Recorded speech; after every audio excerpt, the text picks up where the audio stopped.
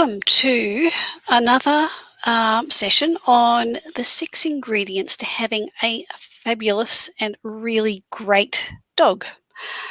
So the one that I'm going to talk about today is, what is this dog's background? Where'd they come from? So there's a number of different places you can get dogs and puppies.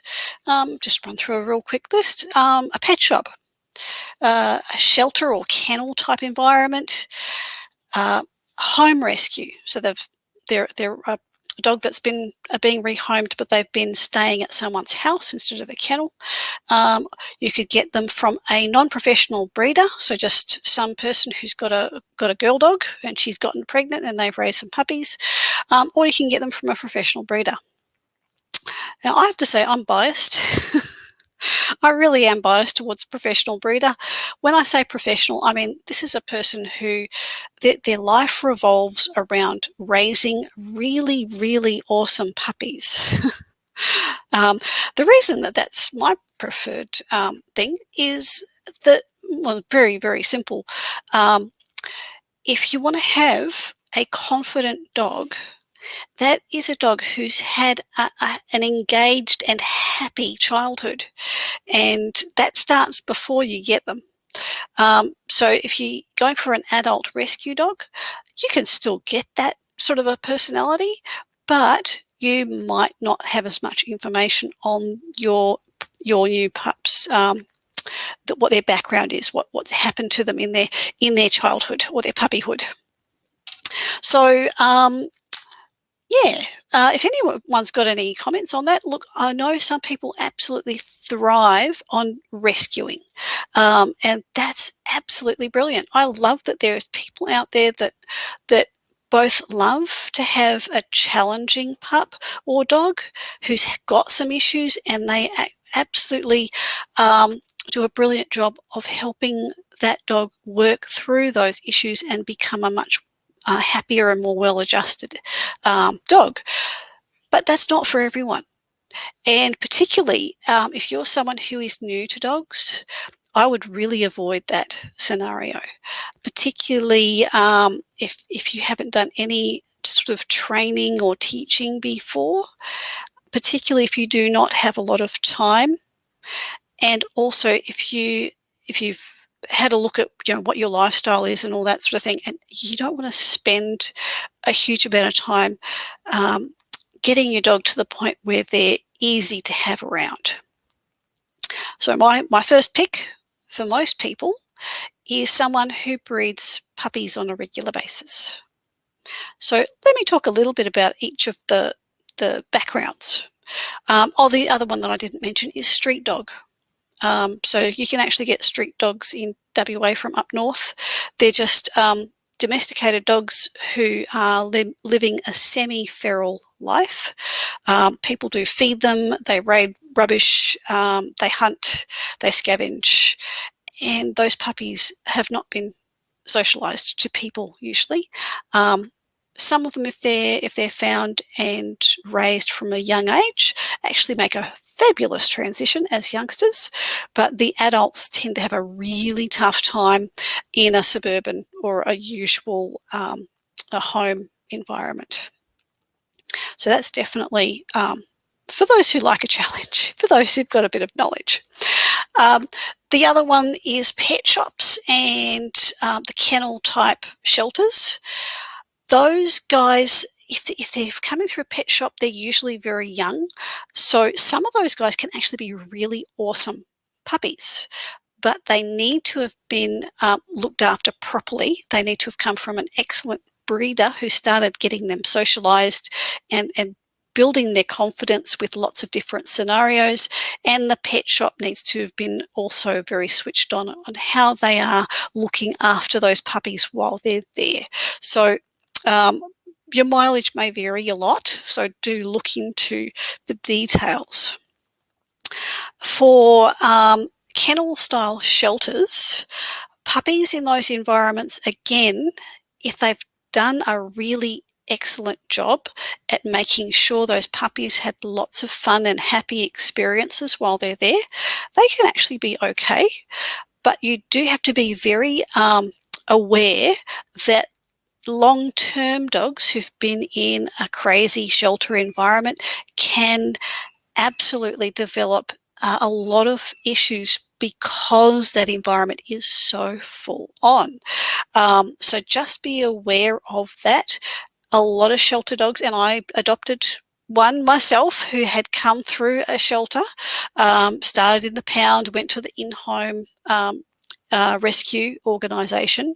She had bounced around and she was broken. So, as an experienced trainer, I was prepared to deal with those issues. But she was definitely suffering from a fairly high level of anxiety, not to the point where she needed to go to a veterinary behaviourist and get medication to deal with it. But she was not a super, super easy dog because she needed a little extra support. So if you're prepared for that, that's actually a really good option. But do very closely monitor what's going on with that new dog, and make sure that you've got the support network, which I'm going to talk about in another section here. Another ingredient is having a good support network for when you bring your new pup or new dog home. And that's definitely the case for all of these guys. If you're checking into their background, if they're coming from somewhere, you want to make sure that wherever they're coming from, they have actually got some sort of a support that comes with them, or that you have your own support network to help you get them through that transition into their new home. What have I else? Okay, so straight from the breeder. So this is a really good option, even if you're going for an older dog. Some breeders have got older dogs who they have raised and they've taken them out to dog shows and they've done that sort of stuff. Or they might have sold someone a puppy and that puppy has come back for whatever reason from their original home. So you can get older dogs from breeders. So if you're after a particular breed or crossbreed that the breeder's specialising in, that's a really good option. But puppies, a lot of people think I'm going to get a puppy and the puppy is a blank slate. Well, that's not actually true. So puppies are doing a lot of neurological development even before they're born, just like the rest of us. They're growing inside their mama. So how your mum was treated makes a huge impact on how you develop. It's all that epigenetic stuff. So a stressed out mum is going to have puppies that are preset to survive in a dangerous and scary world. They are much more likely to be timid and very overreactive to what they meet in the environment. This is not a good recipe for a confident adult dog. Okay, so they've got a setback right before they're even born. So make sure that you are not buying from a puppy farm where mum's just locked up in a cage. There's no mental stimulation, no happy stuff going on. And you do have to be aware that sometimes when you're buying from somewhere like Gumtree or whatever, there are some people out there who are absolutely dishonest.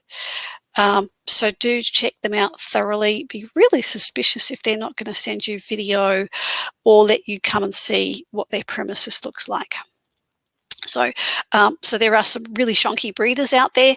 There are also some really ignorant breeders out there, because anybody who's got a pregnant dog can make puppies.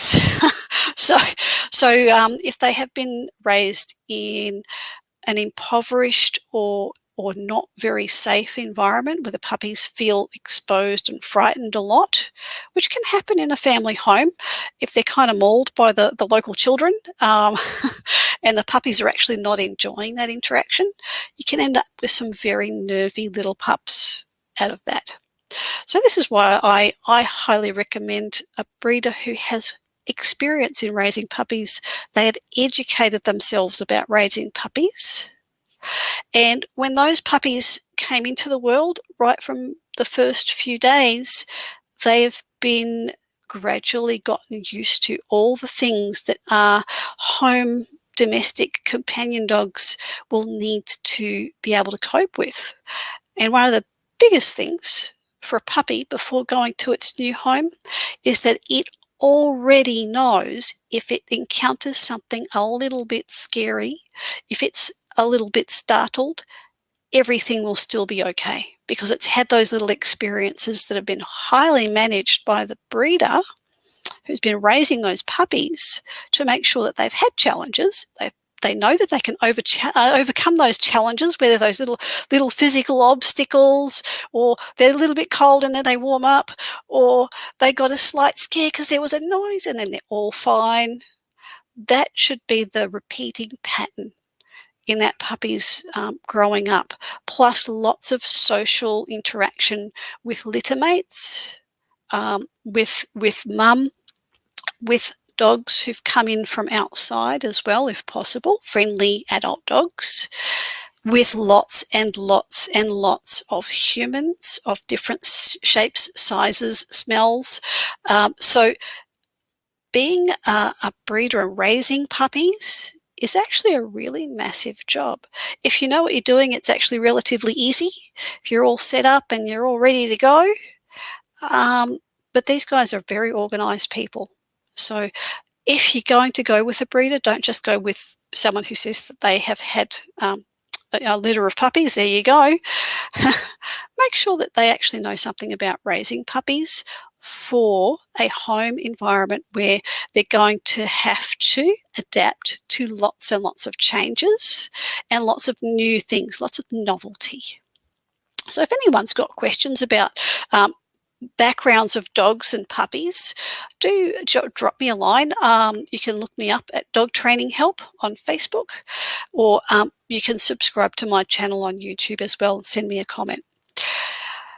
If you have got any stories about backgrounds and stuff, feel free to share. I would love to hear about some stories. I hear absolutely amazing stories about fabulous breeders. I'm really impressed with some of the puppies that come to my puppy classes.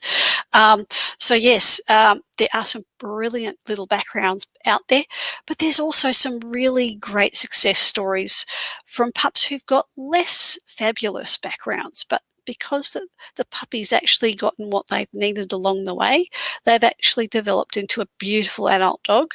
And once they transition into a new home, they are absolutely fabulous. So that's the end of this session. Thank you for joining and for watching, and I hope to see you on the next one, which will be broadcast on Friday next week. I'll see you there.